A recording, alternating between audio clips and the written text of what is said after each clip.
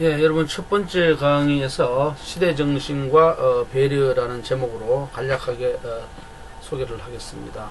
사실 그 배려를 실천하거나 그다음에 지성을 발휘하기 위해서는 가장 중요한 것이 내가 현재 살고 있는 혹은 우리가 살고 있는 시대가 어떤 양식으로 되어 있느냐, 어떤 방향, 어떤 비전을 가지고서 이 시대를 이끌어갈 수 있느냐, 혹은 이 시대에 동참할 수 있느냐, 그런 부분들이 대단히 중요합니다. 그러다 보면 가장 중요한 것은 과거도 아니고 미래도 아니고 지금 당장 현재의 우리 시대, 이 시대가 요청하는 정신이 무엇이냐, 그리고 우리는 어떻게 실천해야 하느냐, 이런 부분들이 대단히 중요합니다.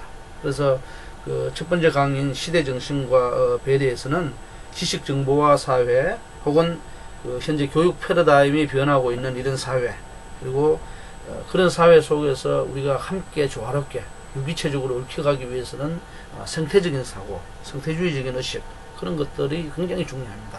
그래서 지식정보화 사회에서 어떤 배려가 중요한지, 교육 패러다임이 변하고 있는 이런 상황에서 우리가 지성을 함양하기 위해서는 어떤 교육으로 바뀌어야 하는지, 그리고 생태의식, 다시 말해서 자연과 인간, 인간과 인간 사이의 조화와 공존, 공생, 이런 것들을 위한 배려가 왜 중요한지, 그런 부분에 대해를 중심으로 해서 첫 번째 강의에서 간략하게 소개해 드리겠습니다.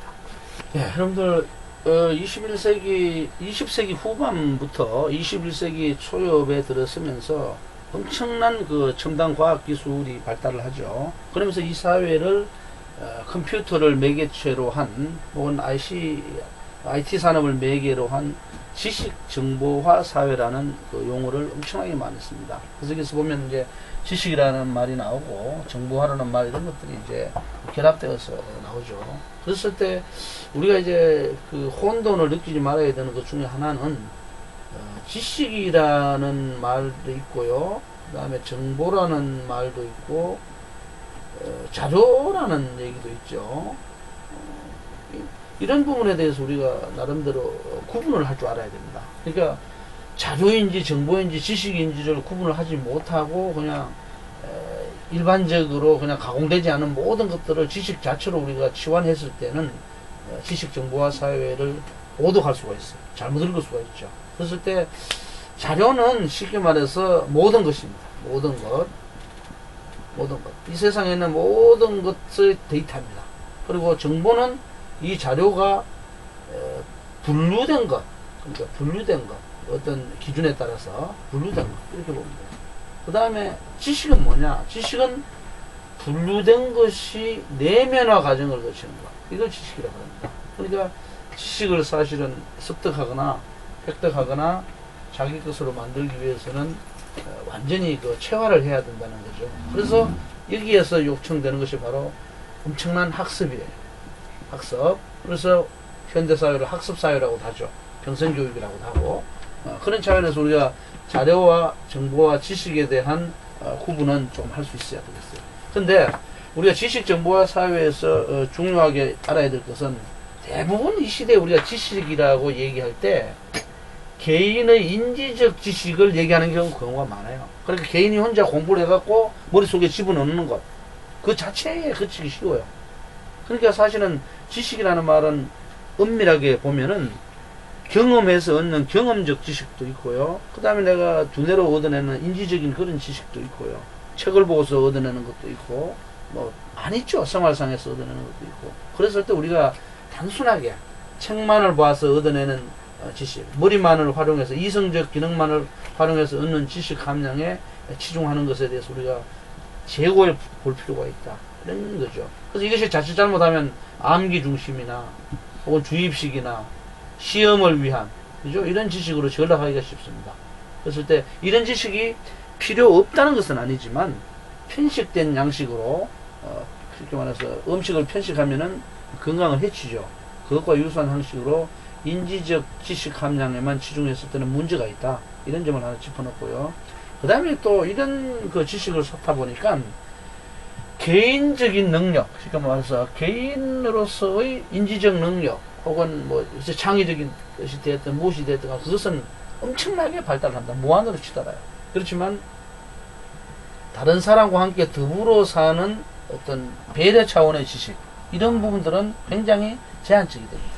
그러니까 이것이 이제 다른 말로 하면 경쟁의식만 낳는다는 거죠.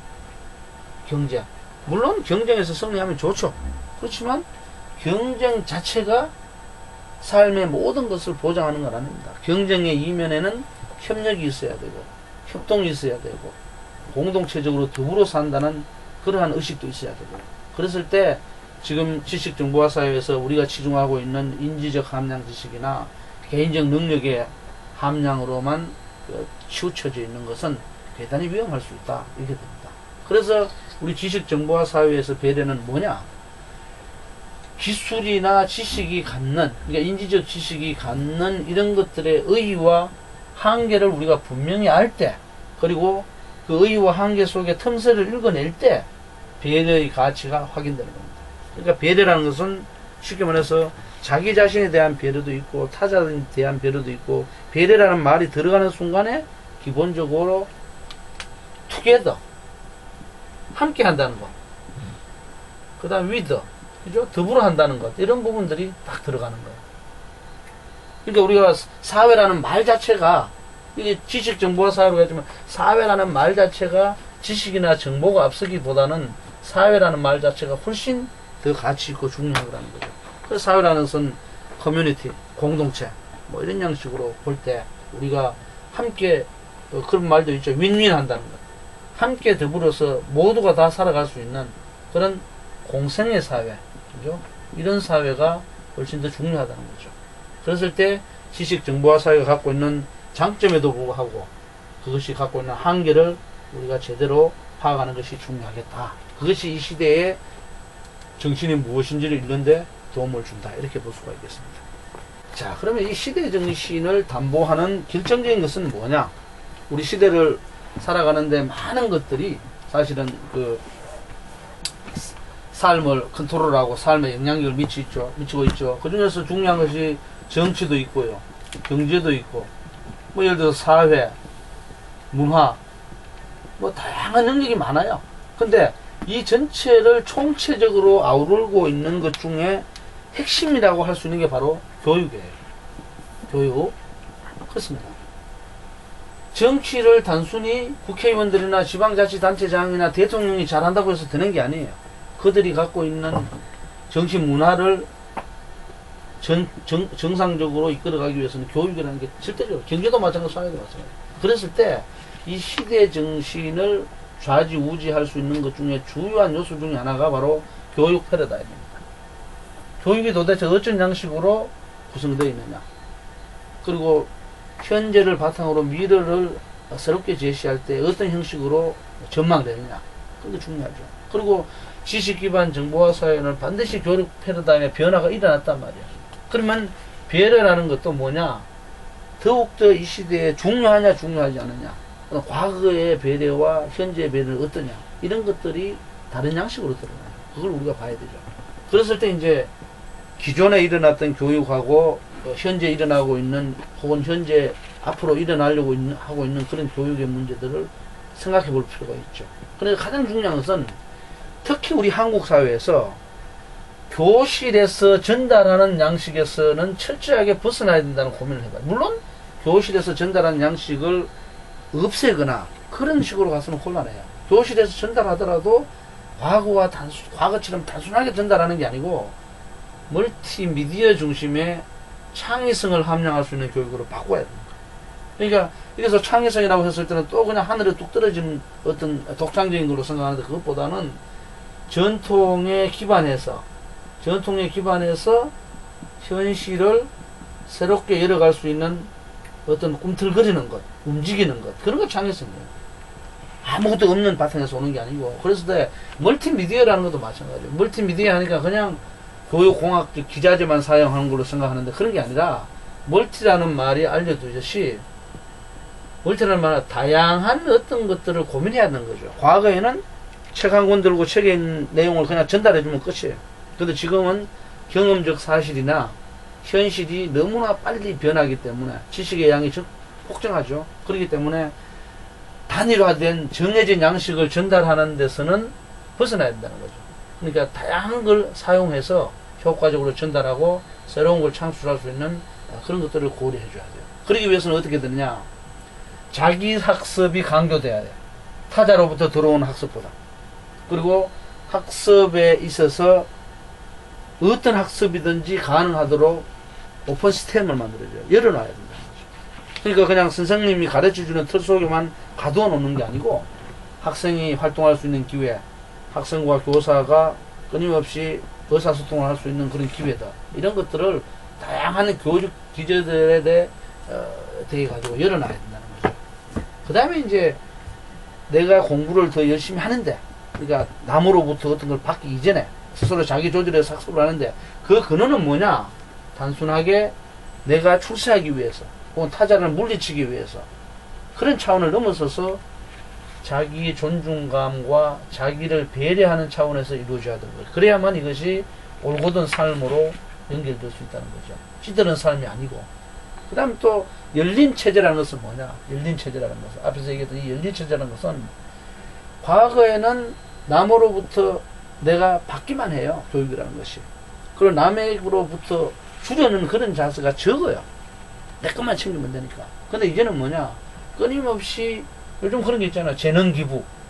자기가 갖고 있는 것들, 자기가 다른 사람에 비해서 장점이 있다면 그것을 타자로 향해서 갈 수 있도록. 이것이 바로 소통의 기초입니다. 내가 마음을 열어놓고서 타자에게 가지 않는데 남들이 많이 다가올 것이다. 그런 생각은 아주 어불성설이죠. 그래서 이 시대에서 소통할 수 있는, 남과 내가 소통할 수 있는 그 실천의 방식은 뭐냐? 자기 개방이에요. 먼저 자기를 열어야 돼요. 마음을 열어야 되죠. 그리고 타자를 수용해야 돼요. 자기만이 옳고 타자는 그러다. 혹은 타자만이 옳고 타자는 옳고 나도 옳고, 그런 건 없어요. 상호소통이라는 것은 늘 A라는 것과 B 사이에 어떠한 간격도 없이 열어놨을 때 가능한 거죠.